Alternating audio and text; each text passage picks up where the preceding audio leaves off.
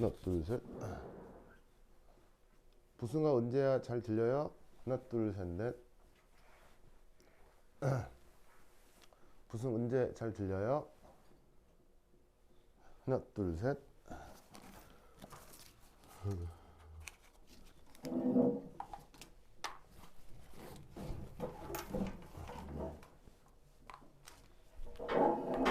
하나, 둘, 셋, 넷. 소리 잘 들립니까? 왜? 소리 안 들리냐?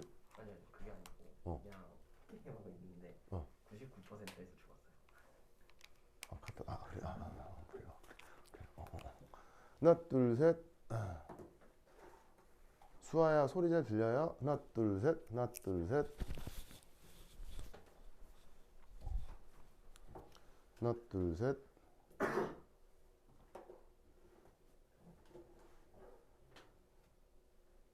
하나, 둘, 셋. 답 들어가네.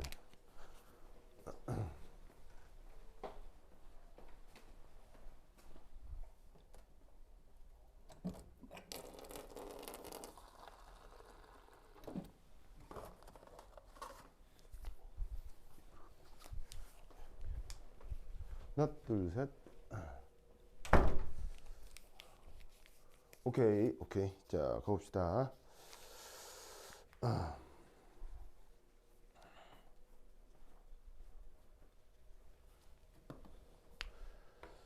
쭈쭈쭈.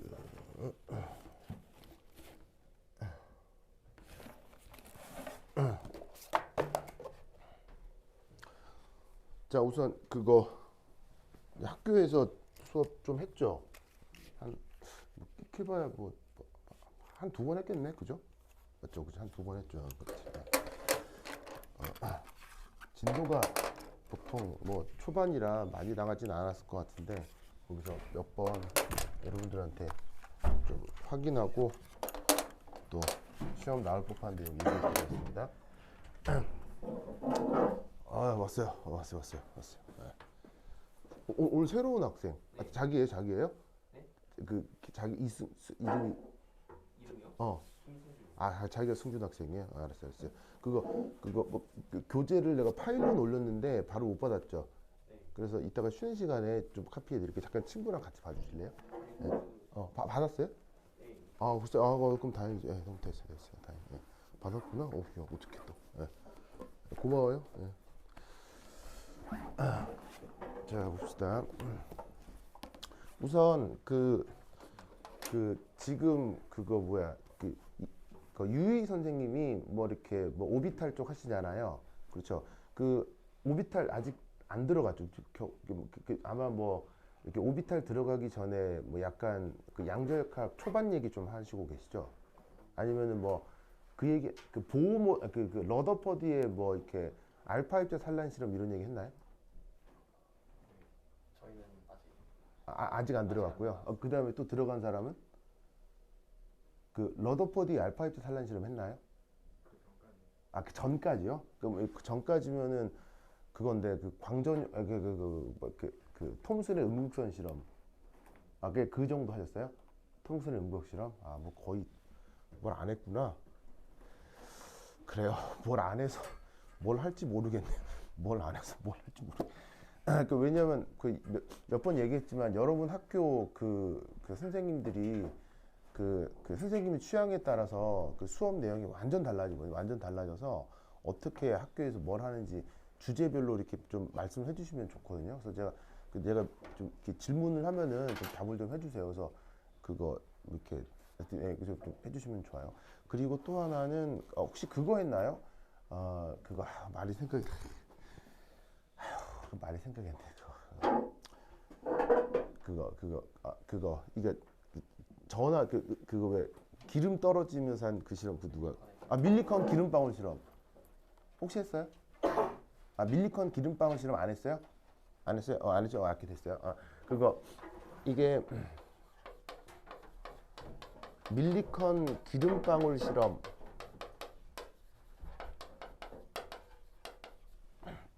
그러니까는 이게 또 왜 하냐면 이미아 교사는 최근 5년 동안 그 이제 화학 원투를 맡은 적이 없어요.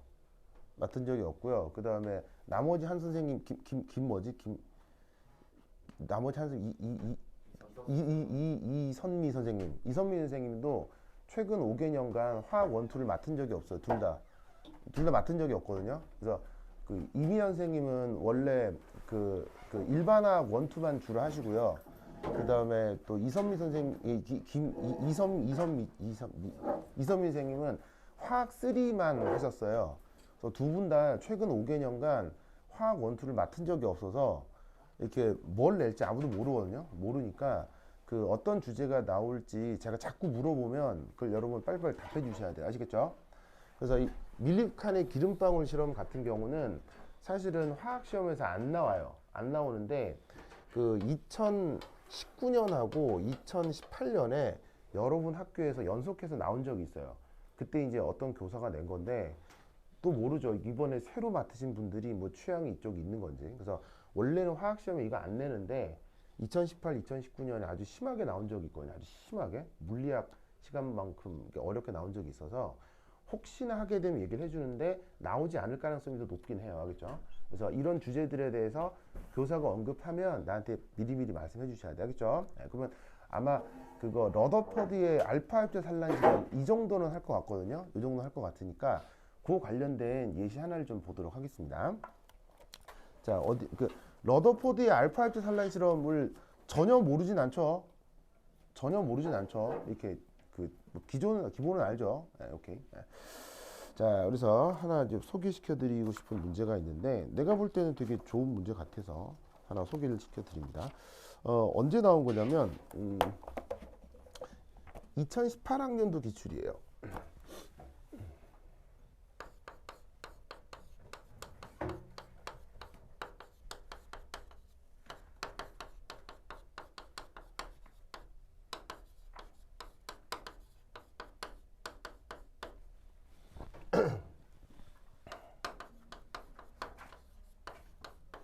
2018학년도 기출 중에 13번 문제가 있을 거예요.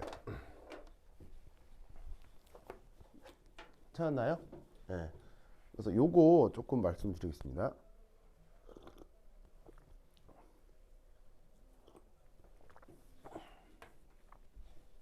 자, 사실 뭐 알파 입자 산란 실험은 그 뭐 노벨상 받은 주제이기 때문에 아주 중요하긴 한데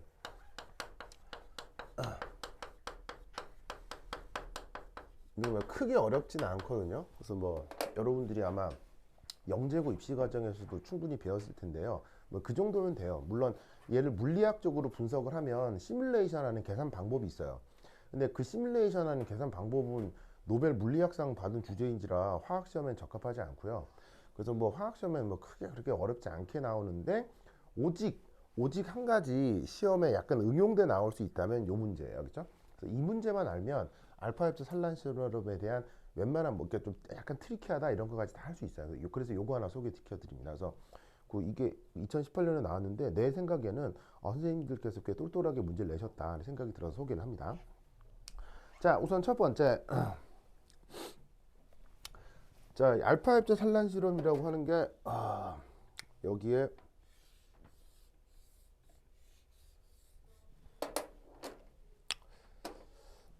짜잔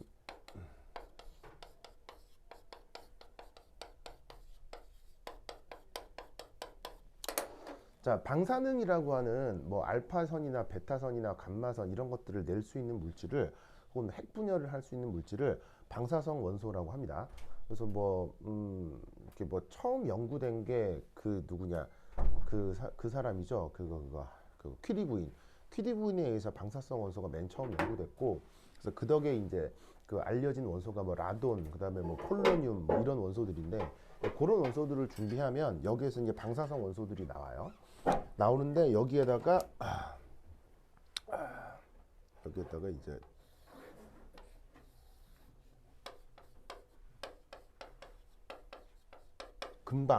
금박을 세팅을 해두는데 이게 금박이라고 하는 게 어떻게 되냐면 여러분 금박을 실제로 본 적 있어요? 금박? 금박 이게 뭐냐면 진짜로 이제 금땡이가 있잖아요. 금땡이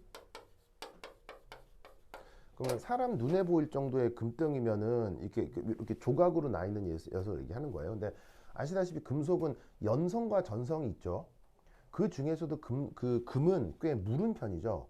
그래서 얘를 어떻게 하냐면 지금 이거는 뭐냐면 그 청동기 시대부터 이렇게 만들어 왔어요, 사람들이. 그래서 이제 어떻게 하냐면 이렇게 종이 있죠, 종이에다가 이 금덩이를 조그만 걸 올려요. 그런 다음에 종이를 접어요. 그래서 종이하고 종이 사이에 금덩이를 넣고, 그런 다음에 망치 있죠. 그 망치도 쇠망치 말고 부드럽게 생긴 나무망치나 고무망치로 그 종이를 접은 상태로 계속 때려요. 탁탁탁탁 때리면 처음엔 금덩이였는데 종이 사이에서 얘가 어떻게 되겠어요? 여기서 얘가 쭉쭉쭉쭉쭉 이게 늘어날 거 아니에요. 그럼 이게 충분히 늘어났다고 싶으면 이 종이를 한 번 더 접어요. 더 접어서 또 계속 망치로 계속 때리는 거예요. 그래서 이거를 종이를 접고 때리고 계속 때리는 거예요. 그러니까 이게 종이가 접힐 때까지. 그래가지고 계속 때려가지고는 그걸 나중에 충분히 때렸다 싶어서 이걸 다 종이를 펼치면 어떻게 되겠어요? 이게 종이에 이 금덩이가 쫙 퍼져요, 이렇게. 그래서 이게 금덩이가 얼마나 얇게 퍼지냐면 이게 핀셋 같은 걸로 여기 있는 이 금 펴진 애를 딱 집어가지고 이렇게 들면 이 형광등 불빛 있죠. 되면 형광등 불빛이 투과될 정도로 얇게 이렇게 펴져요. 굉장히 얇게 펴져요.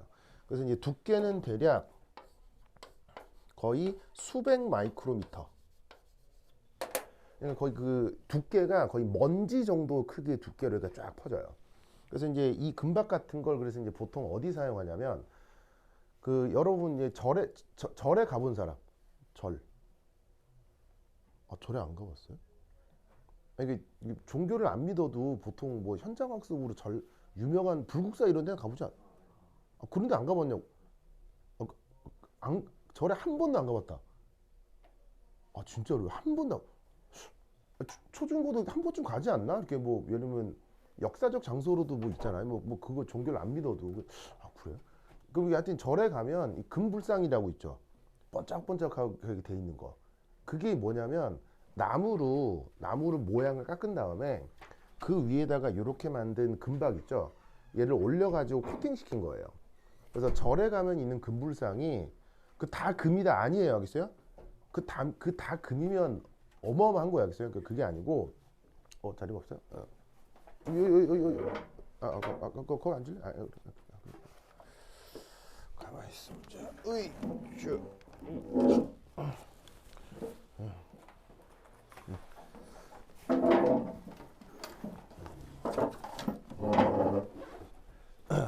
해서 이제 그렇게 그 평소에 이제 보통 금박을 사용하거든요. 그 얇은 금박을 대놓고 방사성 원소 앞에 두는 거예요. 그럼 여기에서 방사성 원소 중 짜잔 알파 입자라고 하는 게 여기서 이제 튀어나올 텐데, 이 알파 입자가 여기에 튀어나와서 이 금박에 부딪힌 다음 그 다음 얘가 어떻게 될 것이냐 요거를 러더퍼드라는 사람이 상상을 하고, 그 다음에 그 상상에 맞을지 안 맞을지를 이 러더퍼드라는 사람이 이제 뭐냐면은 그 생각을 해본 거예요. 그래가지고 이제 자기의 상상대로 어떤 실험 결과가 나올지를 본 건데, 우선 첫 번째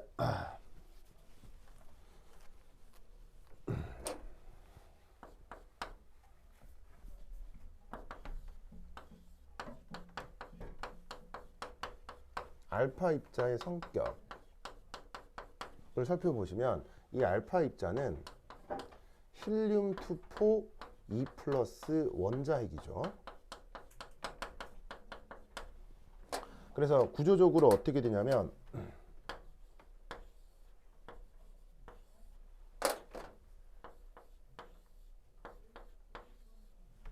짜잔. 그래서 P라고 쓴 건 양성자고요. 그 다음에 N이라고 쓴 건 중성자입니다. 중성자를 영어로 뭐라고 하죠? 뉴트론이라고 해서 이렇게 N으로 줄여 썼고요. 양성자를 영어로 뭐라고 해요? 프로톤이라고 하죠. 그래서 이제 P로 줄여 쓴 겁니다. 그래서 힐륨 2포이기 때문에 여기 보면 양성자 몇 개 있다는 얘기예요. 원자 번호가 2번이니까 핵 안에 양성자가 몇 개 있는 거예요. 2개가 있는 거죠. 그래서 이제 프로톤 2개 이렇게 쓴 거고요. 그 다음에 4는 뭐예요? 4. 요 위에 있는 요 4는 질량수죠. 질량수는 뭐에다 뭐를 더한 거예요? 양성자 개수에 중성자 개수를 더한 건데 그게 4란 얘기는 여기서 중성자가 2개가 있다는 얘기죠. 그래서 이런 식으로 원자 핵을 이루고 있는 것이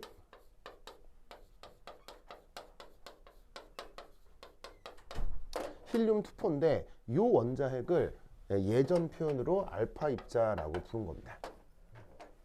아시겠죠? 그래서 이 알파 입자는 기본적으로 뭐다? 2 플러스 원자, 그러니까 2 플러스 전하를 띈다라는 거. 요걸 기억을 해두세요. 왜냐하면 뉴트론은 전하를 띄어요, 안 띄어요? 뉴트론은 전하를 띄지 않죠. 중성자는 전하가 없죠. 그 정도 알죠? 그 다음에 양성자는 1 플러스 전하를 띄죠. 그래서 이렇게. 자, 그래서 이거를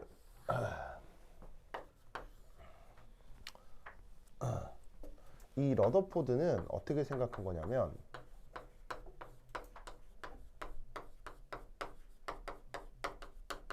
이렇게 생각한 겁니다. 첫 번째 1. 거기 보시면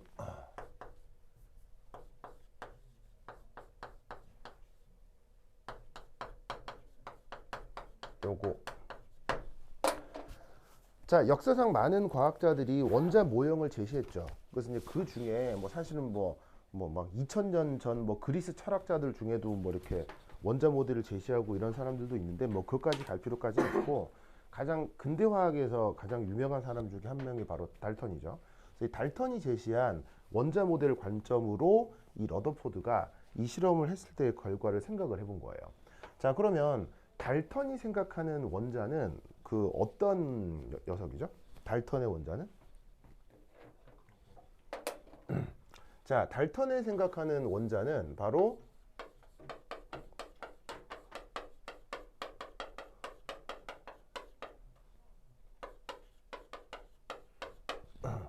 파괴가 불가능하죠.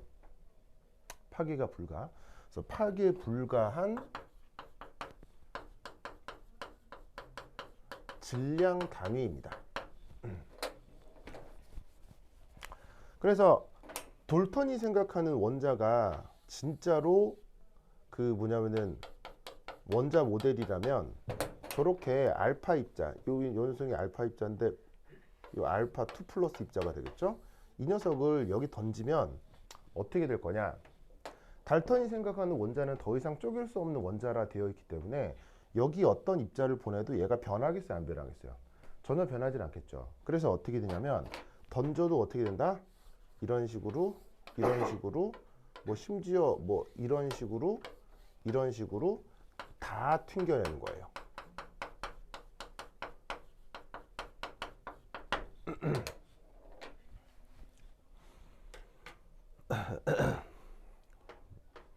무슨 뜻인지 아시겠죠? 모두 다 튕겨내는 거예요. 그러면 이거를 요 주변에 요렇게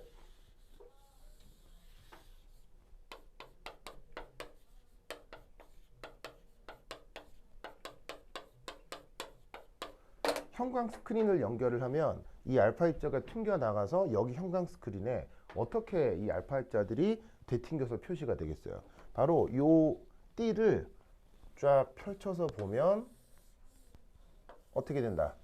알파 입자가 이 원자를 전혀 통과하지 못하고 튕겨 나가서 주변에만 이렇게 떨어지겠죠. 그래서 그 알파 입자들이 여기서 어떻게 요런 데만 위치하게 되는 거예요. 그러니까 여기 이제 달턴이 생각하는 원자가 있으면 알파 입자를 던졌을 때 알파 입자가 얘를 뚫어요, 못 뚫어요?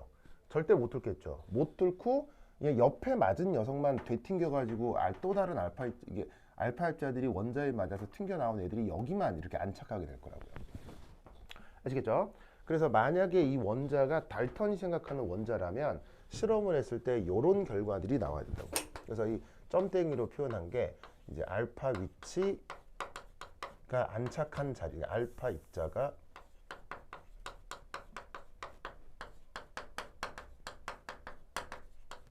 안착한 자리가 되는 거죠.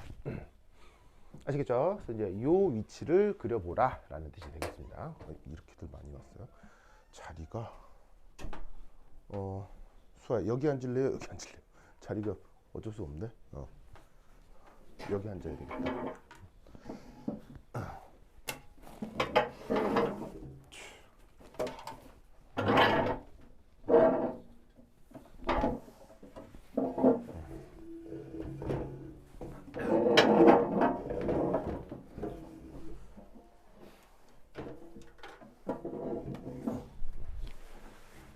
자, 그래서 만약에 이 원자 모델이 달턴 모델이면 실험 결과는 이런 식으로 나온다라는 거 알아두시면 됩니다. 자, 그다음 두 번째. 자, 여기 지울게요.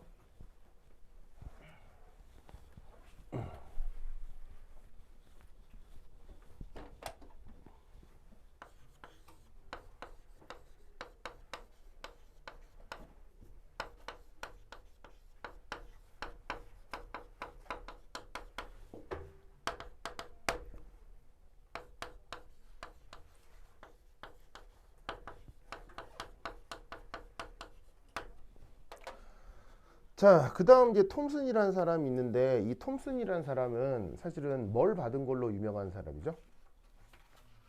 역시나 노벨상 받은 걸로 유명한 사람이죠. 뭐 발견해서 노벨상 받았어요? 바로 전자를 받아서 노벨상을 받았죠. 그래서 이 사람이 누구냐면 바로 원자 내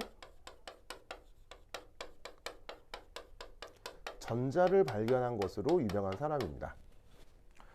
그럼 여기서 잘 보세요. 원자 내에 뭐를 발견했다고요? 전자를 발견했다. 그러면 여기서 아까 달턴의 관점에서 생각을 해봐요. 달턴이 생각하는 원자는 뭐죠? 파괴할 수가 없죠. 그런데 그 안에서 전자라고 하는 뭔가를 발견한 거 아니에요? 파괴할 수 없는데 그 안에 어떤 구성 입자를 발견한 거죠. 그럼 이 말은 무슨 말이겠어요? 이 탐슨이 생각할 때 원자란 상당히 말랑말랑한 구조겠구나 라고 생각을 한 거예요. 즉 달턴이 생각한 원자는 딱딱한 돌멩이 같은 느낌인 거겠죠. 그러니까 쉽게 얘기하면 이거죠. 예를 들면 뭐 우리 일상생활에서 돌멩이 같은 걸 보면 돌멩이가 아주 100% 균일한 이런 돌멩이는 좀 흔치 않고, 돌멩이를 봐도 그 안에 뭐 또 다른 암석 성분들이 이렇게 박혀 있는 경우가 있잖아요. 그래서 분명히 있는데 그 암석이 돌멩이에 박혀 있으면 그 성분들을 손가락으로 이렇게 긁어서 빼낼 수 있어요? 못 빼요? 빼내기 어렵죠. 그러니까 그런 녀석이 바로 달턴이 생각한 원자라고 생각한 거예요. 그래서 원자 안에 어떤 구성 성분이 있어도 걔네들이 빼낼 수 없는 딱딱한 구조라고 생각한 건데, 근데 실험을 했더니 탐슨은 그 원자 안에서 어떤 성분을 빼낸 거죠. 그게 전자고요. 그럼 이 말은 무슨 말이냐면, 원자라고 하는 게 돌멩이처럼 딱딱한 게 아니라 뭔가 말랑말랑한 구조여서 그 안에 있는 성분을 이렇게 손으로 뭐 이렇게 뭔가로 긁어내면 떼어낼 수 있구나 라고 톰슨이 생각을 한 거예요. 무슨 말씀인지 아시겠죠? 그래서 이제 톰슨이 제시한 모델이 바로 그 유명한 뭐예요? 바로 푸딩 모델이죠.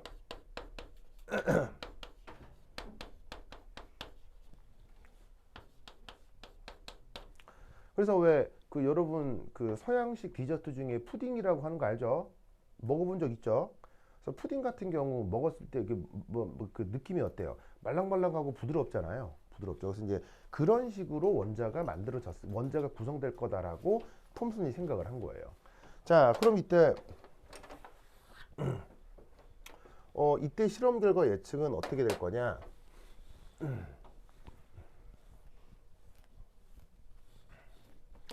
이렇게 자, 이렇게 원자가 있는데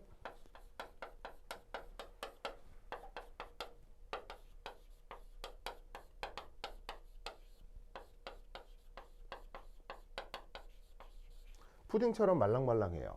그럼 여기에 알파 입자를 던지는데 이 알파 입자는 사실은 엄청 고에너지 입자입니다.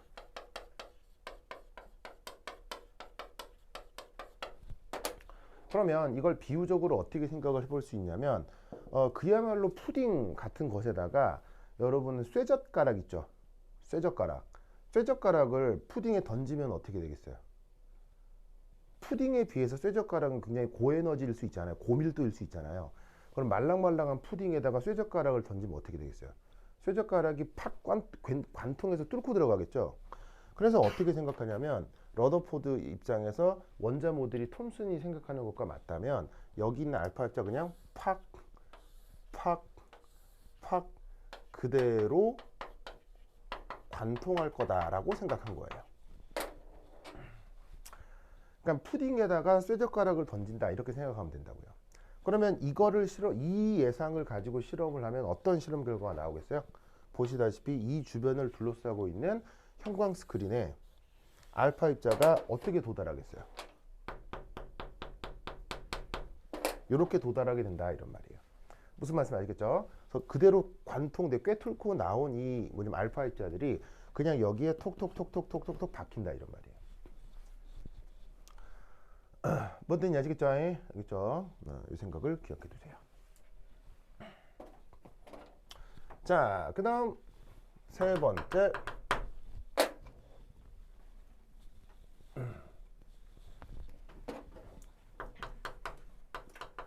실제 실험 결과.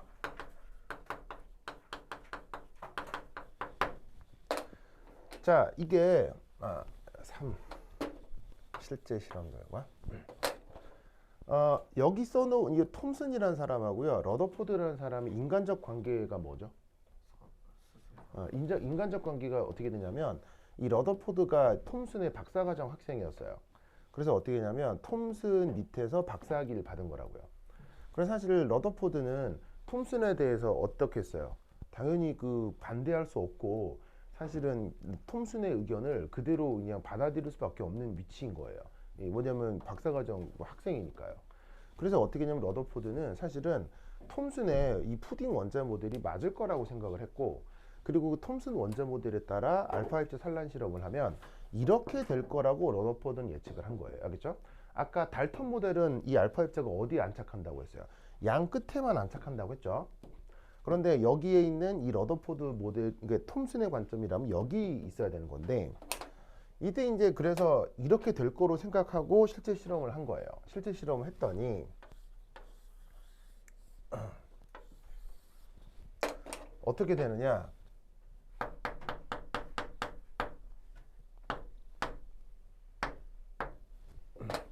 이런 결과가 실험에 나타나는 거예요. 이렇게. 그래서 사실은 대부분 이 중간점에 오는 건 맞는데 아주 낮은 확률로 대략 1000분의 1의 확률 혹은 10,000분의 1의 확률로 중심에서 떨어져 있는 곳에서 이렇게 알파 입자가 나타나는 것을 확인을 할 수 있었던 거예요. 그래서 지금은 사실 점을 내가 10개밖에 안 찍었거든요. 10개밖에 안 찍어서 사실 10번만 데이터를 얻으면 이런 거하고 이런 건 안 나와요. 그러니까 이 데이터를 10만 개쯤 받아야 10만 개 중에 하나, 그러니까 10만 개 중에 한 10개, 10만 개 중에 한 100개 정도가 이런 위치에서 나타난다는 얘기죠. 무슨 뜻인지 아시겠죠? 알겠죠? 그래서 사실은 러더포드는 초반에 나타나는 요 실험 결과를 어떻게 생각했냐면 그냥 실험 오차인가? 잘못했나? 이렇게 생각을 한 거예요. 근데 이 실험을 반복해도 요런 자리들이 아주 낮은 확률로 계속 반복적으로 나타나더라 이런 거죠. 그래서 어떻게 된다? 바로 그 유명한 원자핵 모델을 제시하게 되는 겁니다.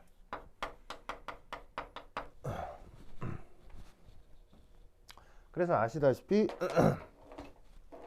자, 예를 들어서 원자 같은 경우 이렇게 이제 원자핵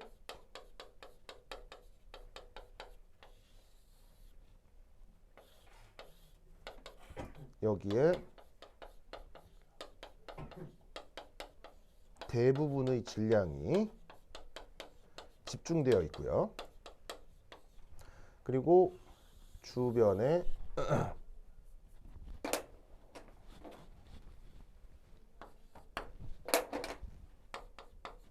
전자 궤도가 있죠. 이때 참고로 전자 궤도까지를 포함한 원자 전체의 크기를 크기를 대략 아세요?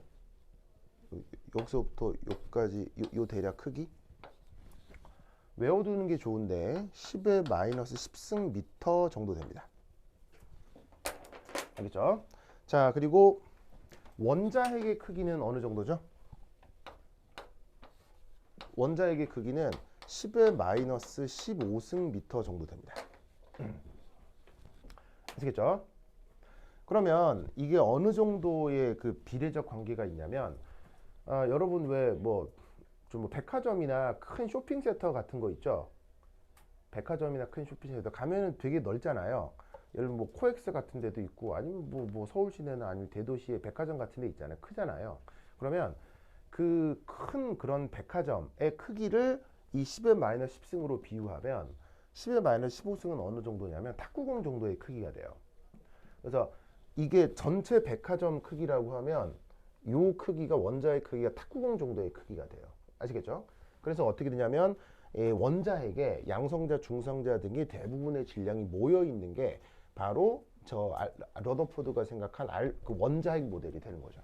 그리고 나머지 위치들은 어떻게 돼 있다고 돼 있죠? 그 나머지 공간들은 다 빈 공간이라고 생각을 하는 거죠.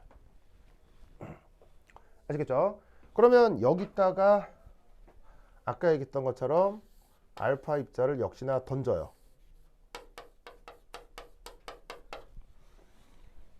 그럼 어떻게 되겠어요? 자, 이만큼이 백화점만한 공간에 요게 탁구공만한 크기잖아요. 그럼 나머지는 비어 있다고 했죠. 그러면 여기 알파 입자를 던지면 어떻게 되겠어요? 그냥 대부분은 그대로 관통하는 거예요. 빈 공간을 지나서. 그런데 천에 하나 만에 하나 아주 낮은 확률로, 그러니까 이거죠. 진짜 백화점만큼 넓은 공간 중간에 탁구공이 하나 있어요. 그거를 내가 탁구공으로 또 다른 탁구공으로 던져 맞추는 거예요. 그것도 어디서 1km 밖에서. 알겠죠? 그럼 1km 바깥에서 1km 안에 있는 탁구공 하나를 맞추는 거예요. 주변은 빈 공간이고요. 그리고 던질 때 어떻게 던지느냐? 이렇게 스나이퍼처럼 조준해서 던지는 것도 아니고요. 눈 감고 이렇게 던지는 거예요.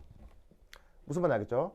왜냐면 이 날아가는 알파 입자가 또 사람 눈에 보이는 것도 아니잖아요. 그러니까 눈 감고 1km 바깥에 있는 알파 탁구공을 내 탁구공으로 또 던져 맞추는 거예요. 그럼 기본적으로 맞겠어요, 안 맞겠어요? 맞을 리가 없죠. 알겠어요? 맞을 리가 없는데 천에 하나 만에 하나 진짜 낮은 확률로 어떻게 될 수 있다? 바로 기가 막히게 얘를 쓸 수 있는 거예요. 그러면 얘도 플러스 입자고 얘도 플러스 입자라 아주 낮은 확률로 이렇게 튕겨 나올 수 있다는 얘기예요.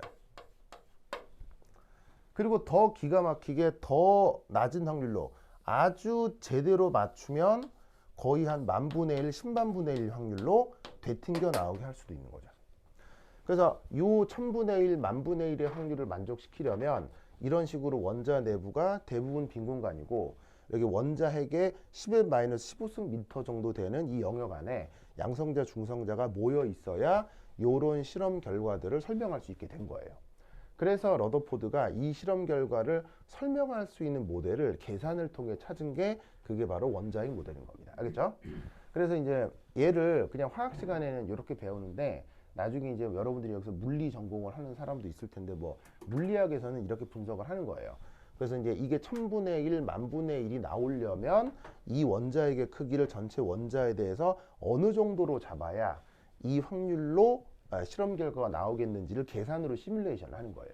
그래서 그걸 확률론으로 잡아내는 방법이 있는데 그건 뭐 나중에 물리 시간에 배우도록 하시고요. 개념은 요렇다 이런 얘기죠. 아시겠죠? 그래서 지금 이 문제는 뭘 그려봐라?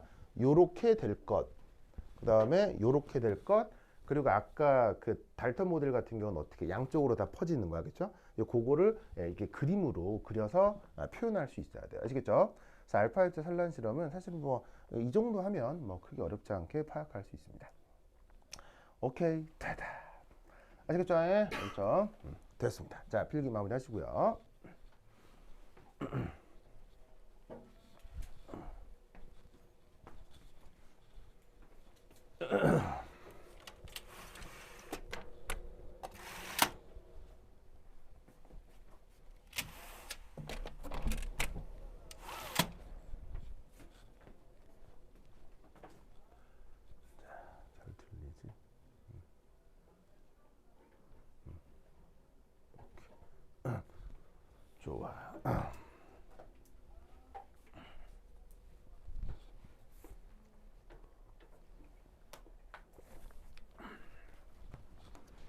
자, 그 다음 해볼 주제는 그거 아직은 뭐냐면은 그거 그 학교에서 진도가 안 나갔을 건데 광전 효과라고 하는 주제가 있죠. 광전 효과. 광전 효과 뭐 아직 안 했죠. 아직 그까지 안 나갔죠. 안 나갔는데 나올 가능성이 좀 있어 보여요. 그 왜냐면 광전 효과는 사실은 보통 화학 시험에도 잘 나오고요.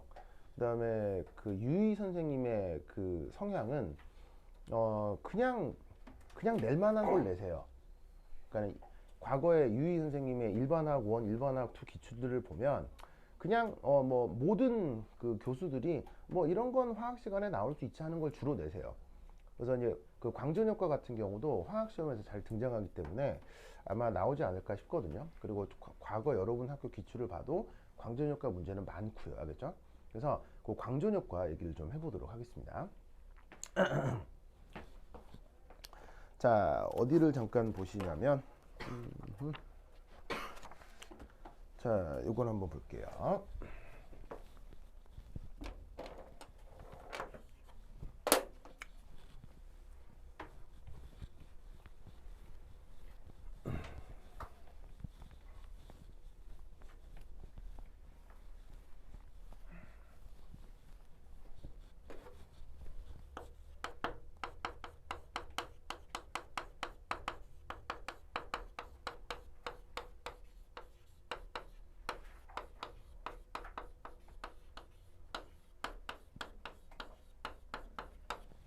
그래서 2019년 15번 문제로 나온 적이 있어요.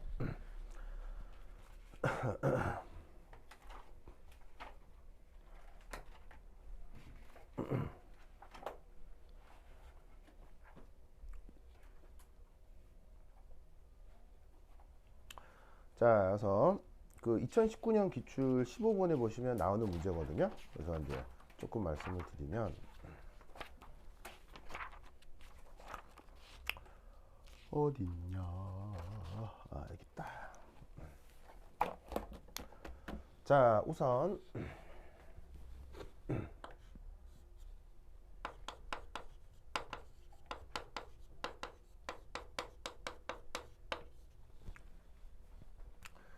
자,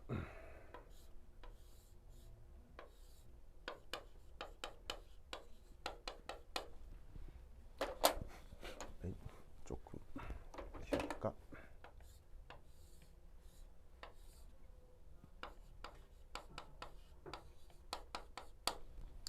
자, 어떤 이제 빛이 있습니다. 무슨 뭐 광원이라고 되어 있는데 뭐 빛이 나오는 뭐 곳이란 뜻이죠. 여기서 또한 중요한 건 이 광원이 사실은 광전효과 실험을 할 때 광원도 딱 정해져 있어요. 어느 영역대의 빛을 쓰게 돼 있냐면 UV 혹은 비저블 영역대를 쓰게 되어 있습니다. 자, UV라고 하는 말은 어떤 뜻이죠? 자외선. 자외선. 비저블은 가시광선. 그래서 광전효과 실험을 할 때는 반드시 자외선 혹은 가시광선 영역의 빛을 써야 됩니다. 다른 건 안 됩니다. 그렇죠? 다른 건 안 돼. 절대 안 돼요. 절대 안 돼. 그럼 이유가 있는데 그건 뭐 나중에 좀 더 얘기해 보도록 하고, 광전효과 실험을 할 때는 반드시 자외선 아니면 가시광선. 아시겠죠? 보통 자외선이 조금 더 많긴 해요. 그렇죠? 많긴 해요. 자, 여기다가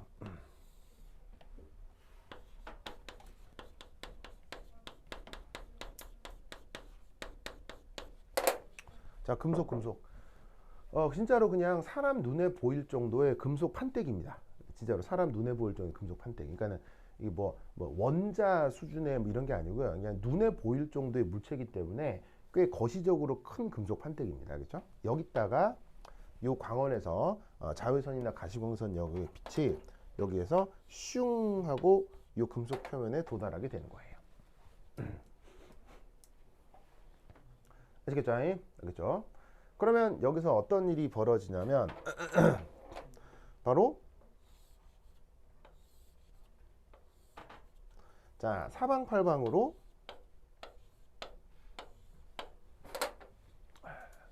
전자들이 튕겨 나갈 수 있습니다. 아시겠죠? 사방팔방으로 전자들이 튕겨 나갑니다. 그래서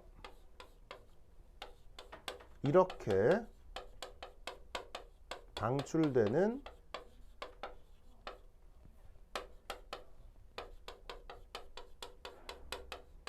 전자들을 광전자라고 합니다. 그래서 광전효과 실험을 하면 저렇게 빛을 쪼으면 저렇게 전자가 막 한두 개 나오다 아니에요. 빛을 쪼이면 전자가 막 수백 수천 개씩 나와요. 엄청나게 많이 나와요. 아시겠죠? 그래서 무지막지하게 나오는데 이때 이 무지막지하게 튀어나오는 것 중, 자 그럼 잘 봐요. 튀어나와서 여기 있는 전자들이 튀어나와 움직이는 거죠. 그러면 움직인다는 얘기는 무조건 무슨 에너지를 갖고 있겠다는 얘기예요. 움직인다는 얘기는 무슨 에너지를 갖는 거예요. 운동 에너지를 갖는 거죠. 그래서 이때 이 여러 가지 입자들 중에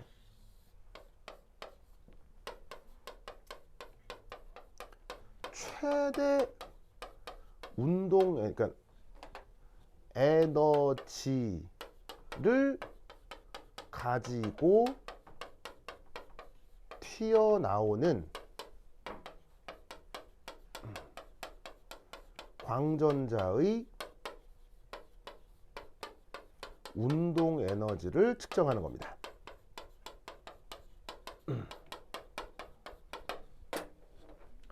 전자가 한두 개 튀어나오는 게 아니고요. 거의 막 아보가드로 수만큼 많은 전자들이 확 튀어나오거든요. 그러면 수없이 많은 전자들을 하나하나 사람이 구분할 수 있겠어요? 구분 못 하겠어요? 구분할 수 없습니다. 왜냐하면 전자가 눈에 보이는 것도 아니고 눈에 보이지도 않는 입자가 막 수십 개, 수백 개 한꺼번에 와르르 나오기 때문에 그 전자들을 하나하나 측정할 수 있지 않습니다. 그죠? 그래서 이때 어떻게 하냐면 그 중에서 가장 최대 운동 에너지, 이게 중요합니다. 최대 운동 에너지. 운동 에너지가 제일 큰 혹은 가장 빠른 속력을 갖는 전자가 있지 않겠어요? 무슨 말인지 알겠어요? 그놈의 운동 에너지만 측정하는 거예요. 그리고 사실은 측정할 뿐더러 측정 가능한 거예요. 이 말은 최대 운동 에너지가 아닌 다른 애들은 사실 기술적으로 측정할 수도 없어요. 무슨 뜻인지 아시겠죠? 이제 왜 그런지에 대해서는 그 실험 장치를 실제로 보면 되는데, 실험 장치에 대한 얘기까지 학교 선생님이 자세하게 할지 안 할지는 모르기 때문에 내가 뭐 그것까지는 안 할게요. 근데 만약에 학교 선생님이 하시면 옛날 내가 올려드린 동영상 강의를 다 보시면 돼요. 거기 보시면 이게 어떻게 실험을 하고 있기 때문에 전자가 최대 운동 에너지인 것만 측정이 되는지, 그럴 수밖에 없는지에 대한 실험적인 세팅까지 그 내가 드린 강의다. 이거 본 사람 있을 거예요. 알겠죠? 있을 거예요. 보면 알 수 있는데 뭐 학교 선생님이 어디까지 할지는 모르겠어서 그 얘기는 그냥 안 할 거고요. 그래서 이렇게 이제 뭐냐면은 실험을 하고 있는 거예요. 알겠죠? 그래서 이때 여기서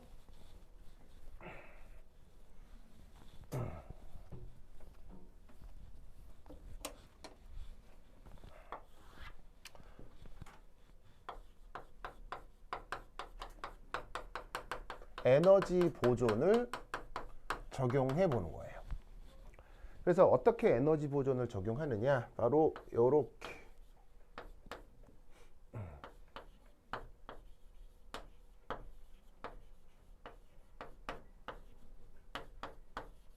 짜잔.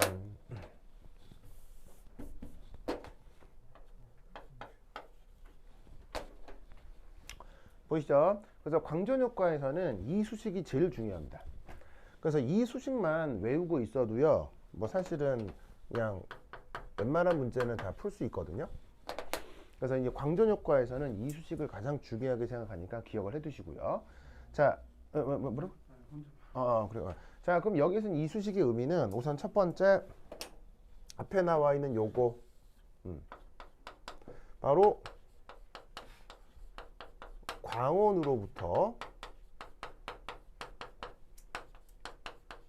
나온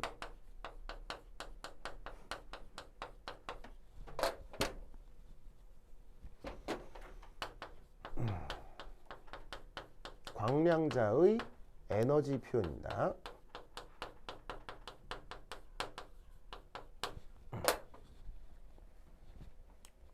자, 잠시 복습 한번 해볼까요? 자, 광원으로부터 나오는 에너지는 어느 영역의 빛이라고요? 반드시 UV 비저블입니다. 다른 거 절대 안 됩니다. 그죠? 절대 안 돼요.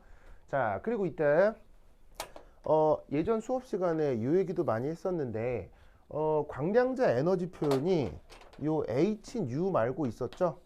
자, 한번 오랜만에 한번 외워볼까요? Hν 대신에 어떤 표현을 쓸 수 있죠? 람다분의 HC 이런 표현도 있고, 다 PC 이런 표현도 있고, 다들 꼭 기억하셔야 돼요. 알겠죠? 그래서 U는 진동수고 람다는 파장이고요. 아시겠죠? C는 뭐죠? 빛의 속력. 그다음에 H는 플랑크 상수라고 하는 거예요. P는 뭐죠? P?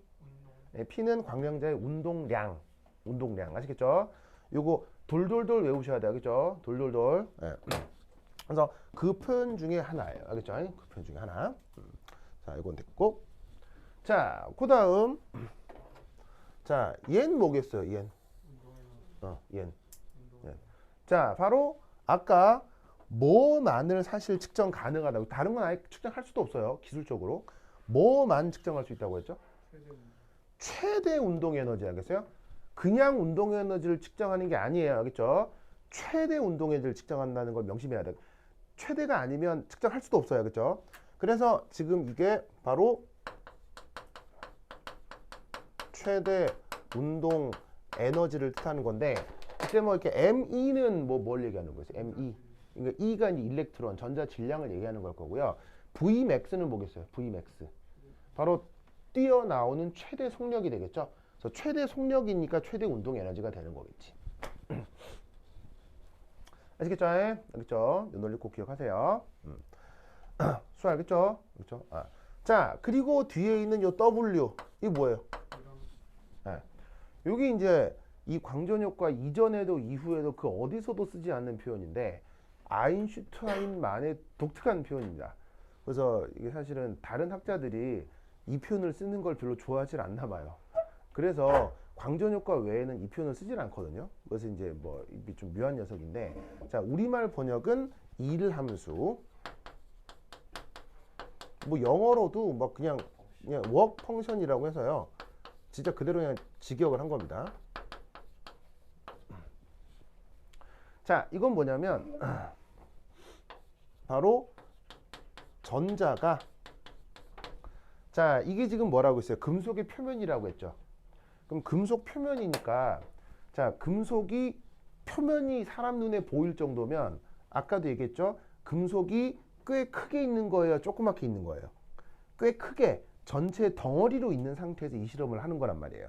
그러니까 얘는 뭐냐면 전자가 저기에 있는 금속 고체 결정에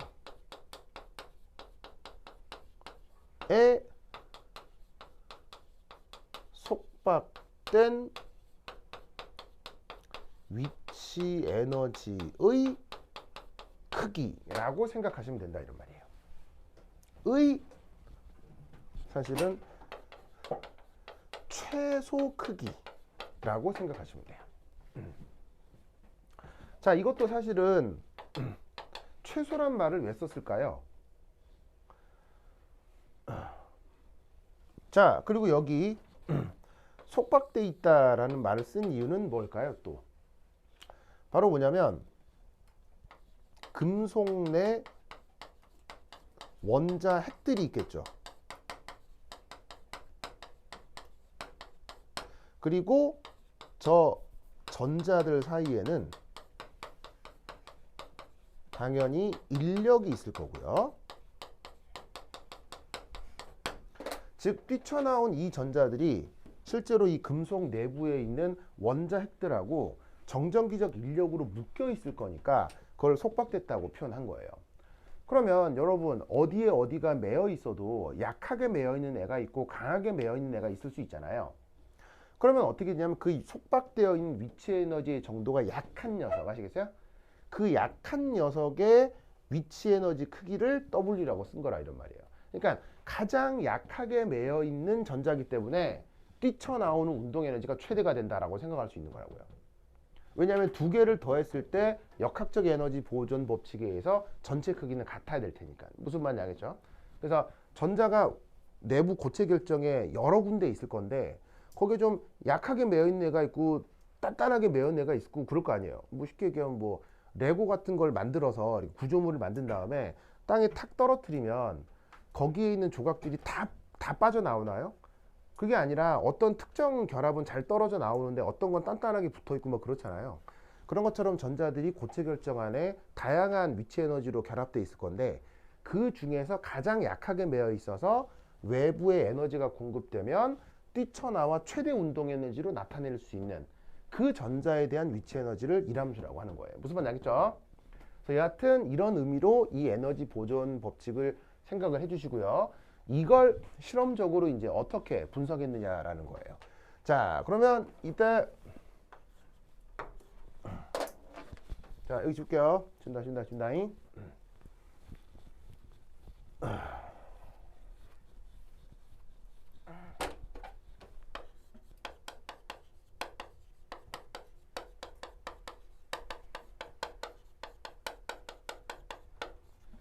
자, 그 실험 결과를 어떻게 분석했느냐? 이렇게 분석하였습니다.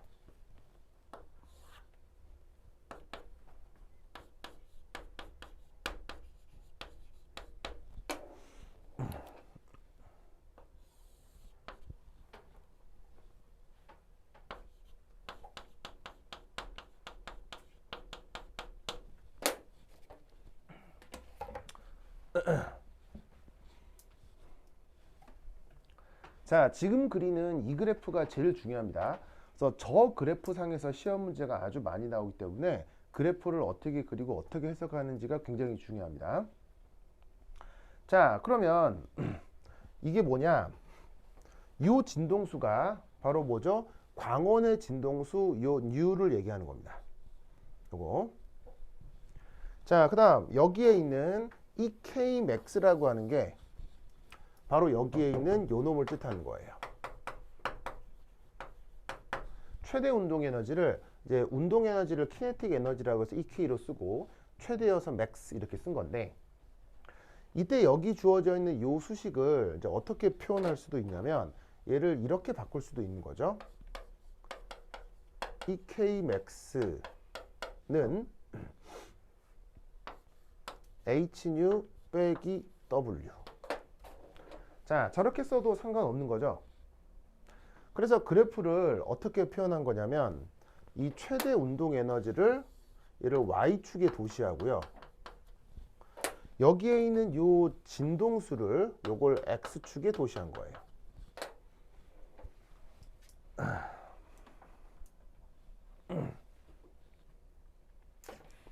아시겠죠? 그러면 이때 요 그래프를 어떻게 표현할 수 있느냐? 바로 짜잔 이렇게 표현을 할 수 있다 이런 말이죠. 그래서 여기서 우선 첫 번째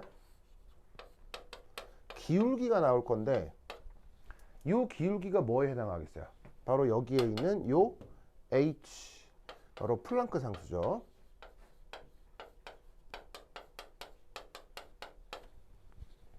그 다음에 여기에 마이너스 W라고 하는 게 있는데 이 마이너스 W 이게 뭐겠어요? 바로 Y 절편이 되겠죠. 그래서 여러분 그 X축 Y축에 직선 수식이 나오면 기울기하고 Y 절편이 있는 거 아시겠죠? 그래서 얘를 Y축에 얘를 X축에 도시하면 요게 기울기가 되고 그 다음에 요만큼이 Y 절편이 된다 이런 말이에요. 아시겠죠? 그러면 이 말이 무슨 말이냐면 진동수를 점점점 증가시키는 거예요. 그러면 진동수를 광원의 진동수를 증가시켜서 그때 나오는 최대 운동 에너지를 계속 측정을 하는 거죠. 그러면 어떻게 되냐면 어떤 실험 데이터들이 있냐면 요런 실험 데이터들이 만들어질 거란 얘기예요. 그래서 요런 것들이 이게 실제 데이터들인 거죠. 그래서 어떻게 되냐면 어떤 진동수에서 튀어나온 최대 운동 에너지가 얼마더라. 어떤 진동수에서 튀어나온 최대 운동 에너지가 얼마다. 얼마다. 무슨 말씀 아시겠죠? 알겠죠? 그렇게 실제 데이터를 구해가지고는 그거를 이렇게 포인트로 뽕뽕뽕뽕뽕뽕 찍은 다음에 걔네들을 가상적인 직선으로 쫙 연결한 거라 이런 말이죠. 뭐만 아시겠죠? 알겠죠? 그러면 이때 알 수 있는 건 뭐냐? 자, 여기 지울게요. 지운다. 여기 지운다.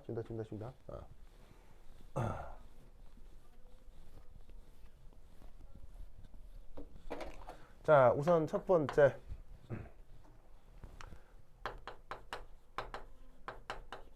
실험 데이터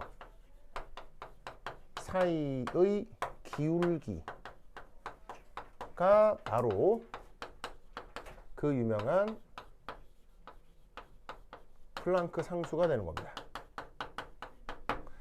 그 플랑크 상수가 값이 어떻게 되죠? 6.6 곱하기 10의 마이너스 34승 줄 세크 정도의 값이 나오는데 이 플랑크 상수를 이 실험을 하면 얻어낼 수가 있다는 얘기예요. 사용하는 빛의 진동수를 증가시킬 때 튀어나오는 최대 운동 에너지를 측정한 이 데이터들이죠. 이 데이터들의 관계로부터 기울기로부터 플랑크 상수를 구해낼 수가 있어요. 플랑크 상수? 여러분, 플랑크 상수를 구해내는 또 다른 방법이 있죠. 뭐죠? 다 배웠어요? 플랑크 상수를 구하는 또 다른 방법이 있죠. 뭐죠? 사실 플랑크 상수는 광전 효과에서 처음 등장하나요? 플랑크 상수가 최초 어디서 등장하죠? 보호요? 굉장히 내가 자세히 설명했었는데. 왜냐면 학교 시험에 작년에 어렵게 나온 적이 있어가지고. 기억 안 나세요? 그렇지. 바로 흑체복사요. 흑체복사 실험 결과를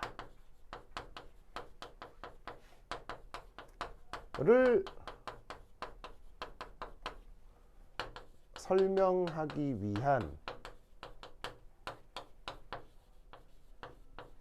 플랑크의 양자가설에서도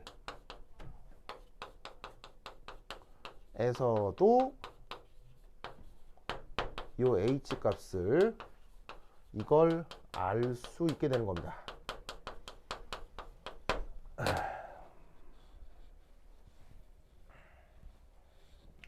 아시겠어요? 뭔 말이냐면 여러분 이 그래프 기억나요? 이거 여기 기억나요? 여기 이제 파장, 그 다음에 여기가 에너지 밀도 이렇게 있을 거 아니에요. 그래서 어떤 그 흑체가 있으면 흑체에서 파장에 따라서 흑체에서 이렇게 빛이 막 바깥쪽으로 새어 나오잖아요. 뜨거운 물체니까.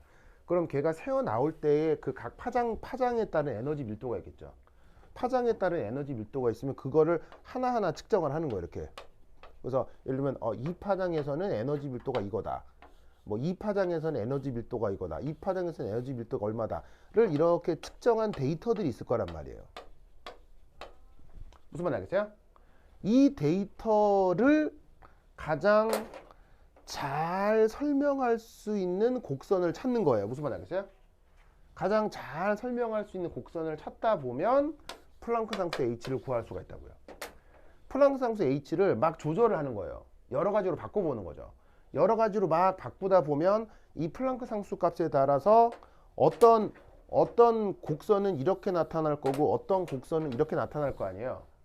그러면 이런 저러한 곡선들 중에서 h 플랑크 상수를 바꿔가면서 그런 곡선들 중에 실제 실험 데이터를 잘 만족해주는 플랑크 상수가 있을 거예요. h 값이 있을 거 아니에요. 그게 바로 플랑크 상수가 되는 거예요. 그래서 그렇게 구한 플랑크 상수 값과 그리고 이렇게 구한 광전 효과에서의 플랑크 상수가 사실 다르다는 얘기예요? 같아진다는 얘기예요? 사실 같아진다 이런 말인 거예요. 무슨 말 알겠어요?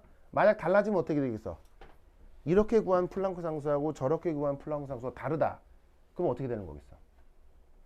바로 둘 중 하나는 개뻥이라는 얘기예요. 무슨 말인지 알겠어요? 알겠어요? 학문에서 가장 중요한 건 뭐예요? 네, 학문의 가장 중요한 건 일관성과 통일성이에요. 즉 동일한 내용에 대해선 어떤 관점에서 얘기를 해도 똑같은 결과가 나와야 된다고. 무슨 말인지 알겠죠? 그래서 여기서 그러니까 흑체복사에서 나온 결과나 저기에 있는 광전효과에서 나온 결과나 다르면 안 된다. 무슨 말씀 아시겠죠? 알겠죠? 요거 알아두시고요.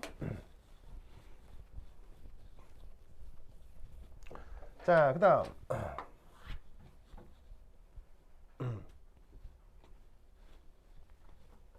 자, 두 번째 2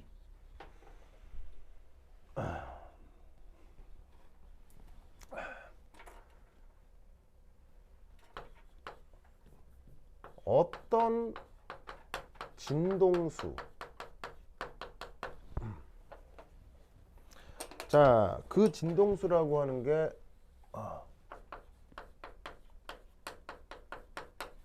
광원의 진동수죠. 광원에서 뛰쳐나오는 빛의 진동수. 광원 빛의 진동수.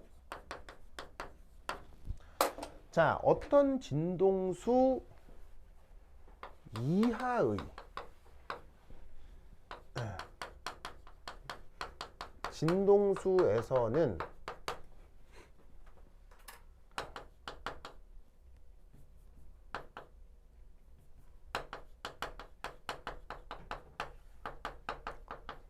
최대 운동 에너지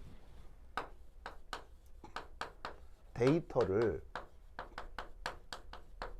얻을 수 없게 된다.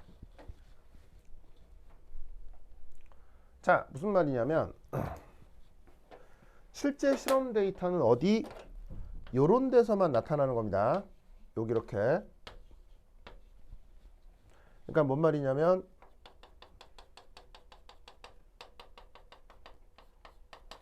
어떤 진동수에서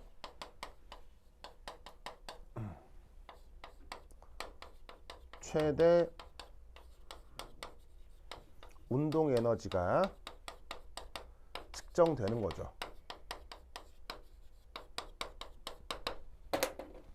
무슨 말 알겠죠? 그런데 이 영역에서는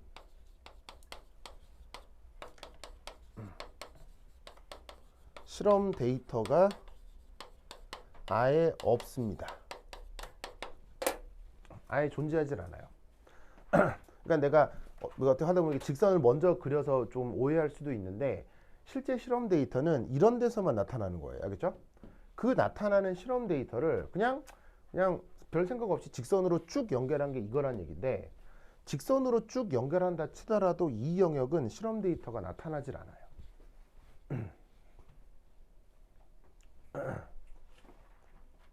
뭔 뜻인지 알겠죠? 알겠죠? 자, 이때 여기에서 짜잔. 자, 저기를 뭐라 할 수 있냐면 수리적으로 x절편이라고 하죠. 자, 직선 그래프에서 y절편, x절편 아시겠죠? 알죠? 자, 그럼 이제 x절편 거기를 뮤0 이렇게 표현을 해보겠습니다. 자, 저 x절편도 뭐 실험적으로 측정할 수 있는 건 아니에요. 그게 무슨 말 알겠죠? 실험적으로 측정할 수 있는 게 아니라 여러 실험 데이터들 중에서 직선식을 구하고 그 직선식으로부터 수리적으로 x절편을 구하는 거지 x절편의 실험 데이터를 정확하게 구한다. 이건 불가능해요. 왜냐하면 x절편의 이 물리적 의미를 한번 생각을 해보면요. 이 x절편의 진동수일 때 그때 튀어나오는 빛의 최대 운동에너지가 뭐다? 최대 운동에너지가 0이라는 거 아니에요. 그러면 최대 운동에너지가 0이다? 그러면 운동에너지가 없다는 거잖아요. 없는 걸 측정할 수 있어요? 안 되죠. 무슨 말인지 알겠어요? 그러니까 이거를 실제로 측정하는 건 불가능한 거예요. 그러니까 사실은 어떤 의미로 수학적인 의미로 생각을 해보자면 왜 그 그래프 상에 실제로 이렇게 구멍이 뚫려 있는 거죠. 이렇게 구멍. 왜 그 수학에서 이렇게 그래프 그릴 때도 그 함수값이 없는 자리를 이렇게 구멍으로 이렇게 표현하죠. 여기 이제 극한은 있지만 함수값이 없는 경우 이렇게 이제 구멍으로 표현하죠. 실제로는 이럴 거란 말이에요. 아시겠죠? 자, 그러면 제 의미를 한번 생각을 하면 1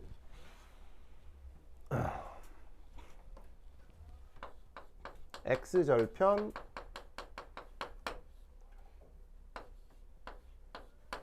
요거의 의미. 자, 원래 수식에서 이게 되겠습니다. 그럼 저 수식에서 어떻게 생각을 할 수 있냐면 x절편이라고 하는 건 0은 h nu 제로 빼기 w.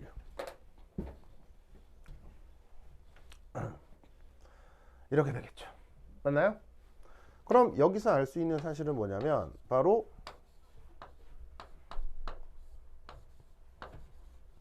이렇게 표현할 수 있겠네요. 맞죠? 그럼 알 수 있는 사실은 뭐다? 이 x절편 u 바로 금속 결정의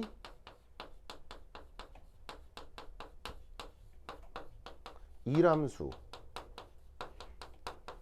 해당하는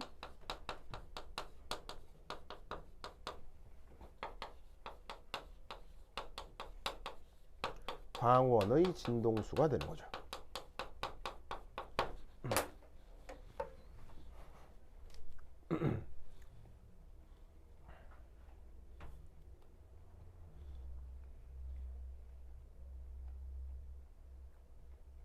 자, 그래서 얘를 우리말로 문턱을 이제 영어로 뭐라고 하죠? 왜냐면 교과서에 이런 말이 나와서 그래요. 문턱을 영어로 threshold라고 합니다. 뭐냐면 문턱이 뭐냐면 이렇게 이런 공공 건물에는 없는데 뭐 집에 가면 방하고 마루 이 사이에 문지방이라고 있죠. 문지방. 그래서 이제 당연히 우리는 뭐 문지방보다는 키가 크잖아요. 크니까 우리는 문지방을 이렇게 넘어 다닐 수 있지만 그 문지방에 걸려 있는 먼지는 문지방을 넘을 수 있어요? 못 넘어요? 못 넘죠? 그 문지방을 다른 말로 문턱이라고 하는 거예요. 그렇죠? 문턱. 네, 그래서 일종의 물리적 장벽을 뜻하는데 그때 쓰는 말입니다. 영어 표현으로는 threshold라고 하고요. 그래서 얘를 뭐라고 부른다? 여기 있는 뮤 제로를 문턱 진동수라고 하는 거예요.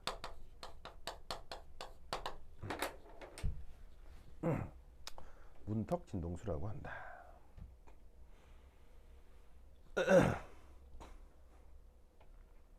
됐죠? 자, 그러면 이때 우리는 어떤 생각을 할 수 있느냐? 자, 여기 지울게요. 여기 지워도 되겠어요?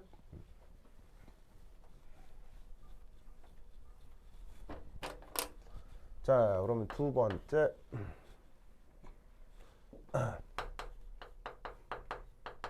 문턱 진동수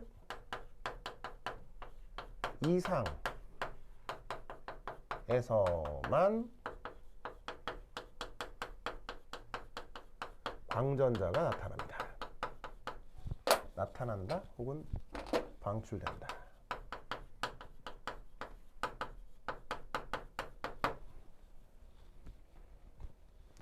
자, 그래서 어떻게 되느냐?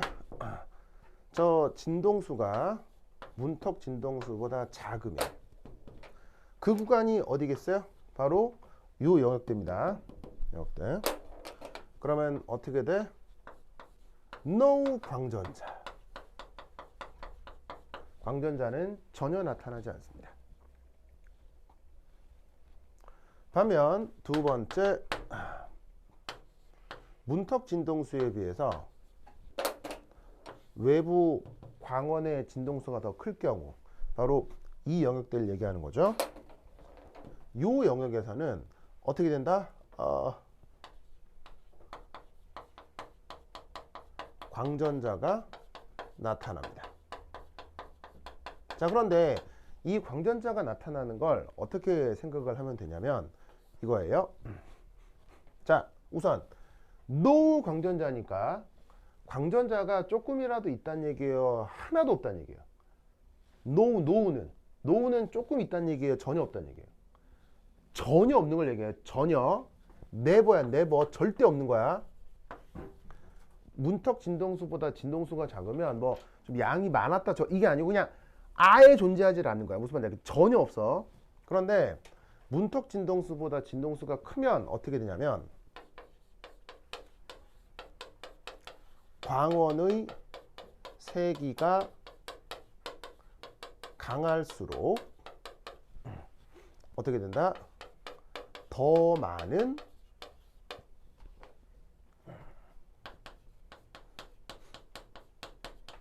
광전자가 방출됩니다. 더 많은 개수의 광전자가 방출됩니다.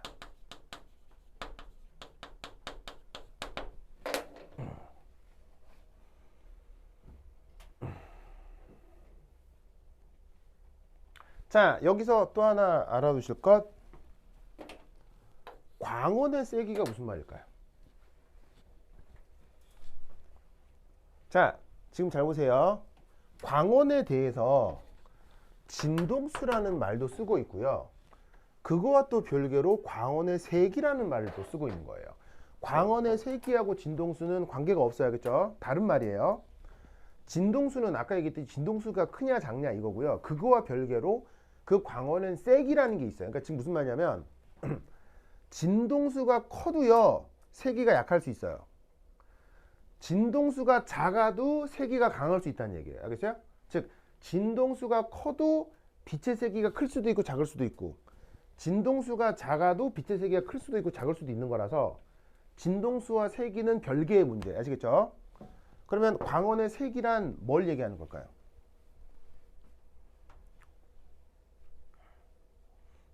광원의 세기란 뭘 얘기하는 걸까요? 이걸 인식하고 논술해야 돼요. 알겠죠? 이 문제에서는 이게 핵심이에요. 문제 뭐죠? 에너지. 에너지? 이게 에너지잖아요. 그쵸. 이게 에너지잖아요. 자, 무슨 말이냐면 잘 봐요. 진동수가 크면 빛의 에너지는 세지는 거야. 알겠어요? 그런데 빛의 세기가 커져도 빛의 에너지는 세지는 거예요. 그런데 진동수하고 세기는 다른 거예요. 그럼 빛의 세기라는 게 뭘까요? 광원의 세기라고 하는 게 뭘까요? 양. 예, 그렇지. 양. 빛이에요. 양. 예, 양 맞아요. 양 맞는데 조금 더 구체적으로. 바로 입사하는, 여러분 입사라는 말은 알죠? 입사는 이렇게 이게 다가오는 이런 뜻이에요. 입사하는 광량자 개수를 광원의 세기라고 하는 거예요.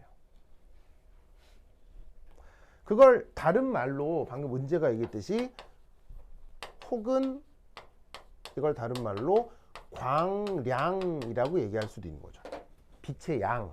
근데 양이다라고 하면 조금 이게 표현이 약간 불명확할 수 있기 때문에 명확하게는 광량자 개수를 얘기하는 거예요.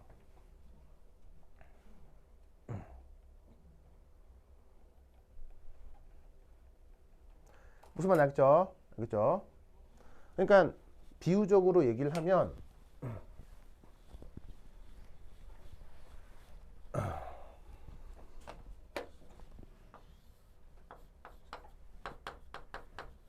돌멩이와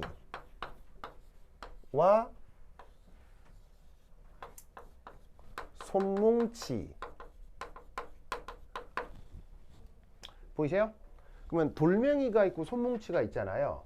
그럼 얘도 똑같이 한 개의 입자고 얘도 똑같이 한 개의 입자라고 했을 때 얘는 단단하고 얘는 몰랑몰랑 하잖아요. 이걸 광량자의 비유를 할 때는 진동수가 크다, 진동수가 작다, 이렇게 얘기를 할 수 있는 거고요.